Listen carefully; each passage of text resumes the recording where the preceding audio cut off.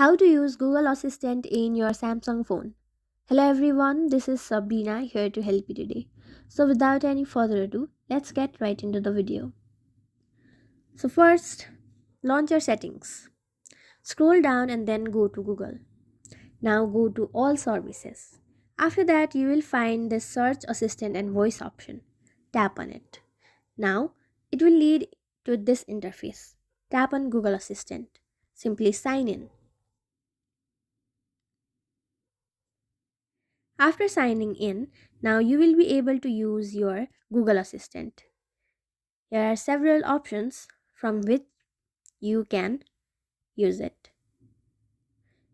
So now when you say hey Google, it will be. Thank you for watching this video. Make sure to like, share and subscribe to our YouTube channel. If you got any questions, comment them down and I'll catch you in the next one.